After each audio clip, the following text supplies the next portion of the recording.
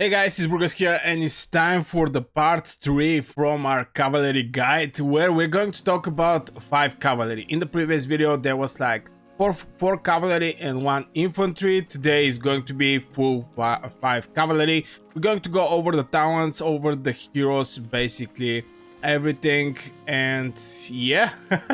I'm going to remove myself just so you're going to be able to actually see the whole picture, all the talents, and I'm not be able to cover anything.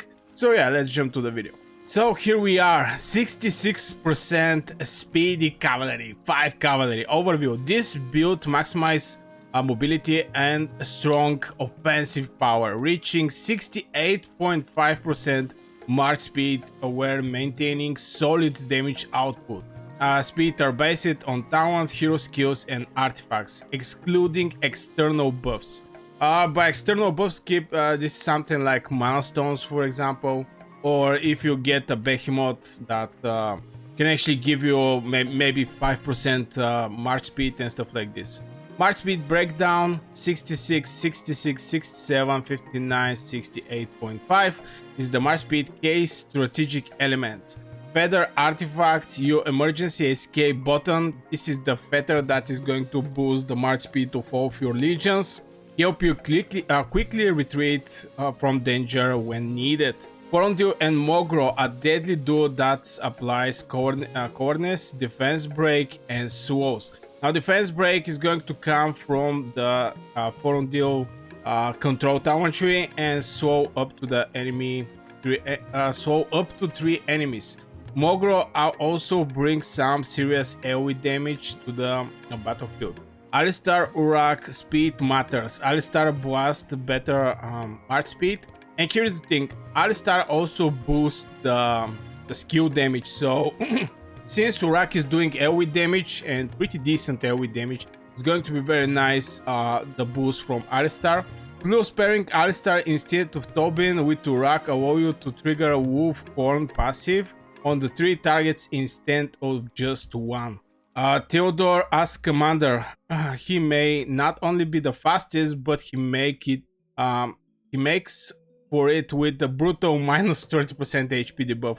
Now, some people are actually pair it with Nika, but I think Theodore is way better. This debuff ensures that every time, everything coming in the next 3 seconds, Deputy Rage skill and Pet's Fierce attacks ability hits even harder. Flexible hero options. If Nika, Nico, or Mogro aren't your style, feel free to swap for Craig, Indis, Tara, Kinara, Danfel, Magrat, Thea, or Hosk. Pet options: Moonbear. If you're after single target damage, Moonbear is an option. You can find a dedicated build for it here. Link insert link.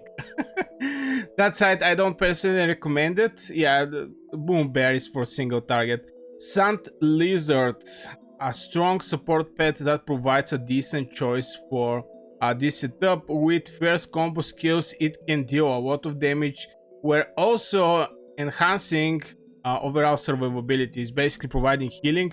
More details on the effectiveness can be found here. So this is the 5 cavalry legions we're talking about. This is Emrys Bakshi, Corundil Mogro, Tobin Nika, Alistar Urak, and Theodore with Nico. We're going to start over the builds. This is the Emrys one. 66%, basically getting all the march speed that are provided here, plus 10 from Emrys. Emrys is having 10 march speed from the skills. So in total is 66%. Here is the Corundil with Mogro. 15 from the cavalry, 5 from this, 10, 10, and here we have 6, which is like 66%, plus 20 from Corundil. Very important. Here is Tobin plus Nika. We get 15, 10, 10% from these 2 spells. 10% here, 10% here, 6, and 2 from here, plus 18% from Sorwan Blade. Very important that we also have Sorwan Blade. And the next one is going to be Alistar with Urak. 15, 10, 10% more speed.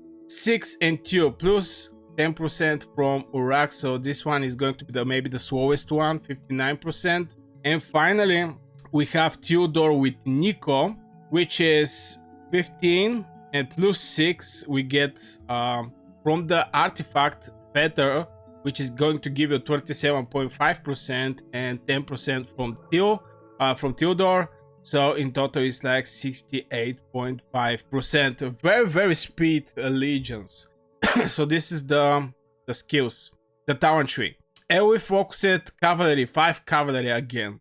This build takes AoE area of effect damage up to next level, where it sacrifices a bit of mobility. The payoff is huge, overwhelming multiple targets with power with the spread damage. March speed breakdown 51, 50, 50, 49, 49. Notes, those speeds reflect talents, hero skills, and artifact technology. Fraction buffs, wow. Stone, mana stones, policies, and seasonal talents are not included. So you can actually make this thing even higher as a percentage of march speed. Key strategy, maximizing AoE damage with 5 AoE casting artifacts. Brother, no joke, cavalry can basically turn to ashes of your legions with those crazy artifacts, and those artifacts is having like 600 rage to be triggered, so they're hitting basically more faster from any other artifact in this game. Every march is optimized to hit as many targets as possible, maximizing area damage and ensuring overwhelming power. Porundil and Mogro, this powerful pair apply coolness, defense break, and slow up to 3 enemies, creating an opening for your other troops to deliver more damage. This is basically from Mogro. He's increasing the skill damage that they're receiving. On top of that, Mogro AoE damage adds a serious punch to the mix. Theodore as commander, auto slower. Theodore minus 30% HP buff is a game changer. This buff boosts the damage from incoming attacks, including Deputy Rage skill and Pet Fierce attack by 30% for 3 seconds, ensuring that every strike lands harder. Okay, so this is going to be the AoE damage build. Feel free to swap Nika, Nico, Mogro for any other hero who can also bring damage. Recommended alternative included. Craig, by the way, is doing some good damage, no joke. Indis, Tara, Kinara. Tara is more like for survivability. Indis is a good option. Also, Danfel, Magrat, Thea, or Hosk. Recommended pets, Blade Manticore for Urak, Sand Lizard for Theodore March. I think we actually talk about a lot for the pets. So let's check it out. What is this thing here? Read the text. So this is, yeah, maybe it's not a moon bear. It's basically Emrys Bakshi, Forundil Mogro, Urak Tobin, Alistar Nika, Theodore Nico. Okay, let's check it out. The builds, Emrys plus Bakshi, 51% is basically looking the same, 10% from Emrys. Now what we're missing this one here, I guess, but still. The next one is Forundil and Mogro, 20% from Forundil, so we're not actually going that hard over the march speed. As we can see, we only have one here. Here is smart speed, but we don't actually use it. Theodore Nico, then from Theodore 18 for from Sorwan Blade. Here we have, where is this? 15 from here and 6 from here. Yeah, Theodore is Forundil is very fast one. 49%. What is this thing? Alistar with Nika, 15, 10, 2, 6, 10. So this is for Alistar, Urak, Tobin, 10 Urak, and is basically on total is like 51. And this is for Urak again, which is again it's basically looking the same. So 31 speed cavalry, maximizing burst damage. This build focuses on optimizing burst damage for cavalry units with a solid speed boost of 31%. Now keep in mind, in your percentage you can actually go and get mana stone for march speed. You can have some behemoth buffs. You can put a policy. All these things is actually giving more percentage as a march speed. March speed breakdown 31, 31, 40, 31, 31. The march speed is a sum of talents, hero skill, and artifact. It doesn't include technology, fraction buffs, stone, policy, seasonal talents. So you can get more from these places. Ration behind these settings. So this is the 5 marches. I'm not going to talk about them again. So here we have actually Bakshi from the with the skill talent tree, and Emrys is actually a deputy here with mobility talent tree. Even though, yeah, we take only the commander talent tree. Urak Tobin, Korundil, Mogro, Alistar, Nika, and Theodore Nico. All these 3 heroes having skill talent tree. I think Alistar, Bakshi, and Theodore. So they're going to do more damage. Yeah, Theodore I think is also having a skill talent tree. Quick note: Cavalry on light rush limited but still effective. As most of you already know, recent changes has put a cap of Cavalry Undying Crush, meaning it's no longer R Infinity 2. However, the good news is that the limit is still around 12 and 15 seconds, which remain that enough for strategic plays. Yeah. So how this charge impact your gameplay? Well, you can still use Undying Crush to dodge attacks and control the battlefield with just with a bit more timing involved. To give you a clear picture for how far you can take this tactic, check the image below. So it's basically from here is pretty big. For 15 seconds you can actually catch this bad boy here. From what I understand. Army Group Guild, unleash your cavalry infantry potential. Yeah, it's basically Army Group results, cavalry unleashed. Okay, Army Group, Emrys Urak, the ultimate DPS and merits machine. Yeah, definitely with rage regeneration, a strong hit going to be like this. Emrys Bakshi, a solid, reliable alternative. Now you can go and check it out, because Army Group is not something that you can actually control that much. It is basically who is going to join your Army Group and what basically you have to work with. So I'm just going to scroll a little. Why Emrys is always a main hero. This is mostly for the mobility talent tree, I guess. Talent tree options: full mobility tree, alternative tree, speed adjustment is if using Urak.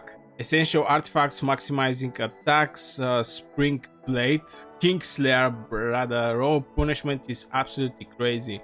Wolf Horn, this is for AoE damage dealers.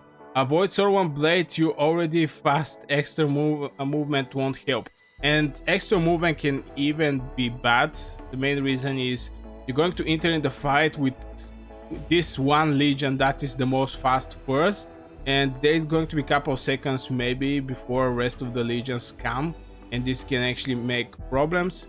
So this is the talent trees, I guess 58 for Emrys, and here we have again 58 for Emrys, basically the same. Emrys Urak, Emrys Bakshi, and what is this thing? With Spring Blade. Army Group results: cavalry power unleashed. Emrys was only level, is basically 5151. Artifact were level 1. Pets weren't maxed out or ideal. Key takeaway: talent tree, hero pairing, artifacts. And here we can see some merits that we get. I think this is from Army Group, not like 100% sure, but it's pretty decent amount of damage. Look, this 119 here from XTG, 134. This is look low, but in the same time that's a lot of merit. That's a lot of merit. So yeah, this is in general the whole cavalry guide. This is video number 3. It's just so draining recording these videos. I mean, but I learned so much just by creating this video. I learned so much for the cavalry, and just by checking enemy cavalry, I know what I can actually expect, how far they can strike me as a mage main, and basically all these stuffs. So this one is it's not that long video, but I really hope it was helpful for you guys. And if you want me for some other guys, again, I'm not one of the best cavalry players. I'm not a cavalry player, but I have the opportunity to be in the lance with the best players of each of the troops. So yeah, I really hope you enjoyed this video. Make sure you hit one like, subscribe to this channel, and see you in the next video.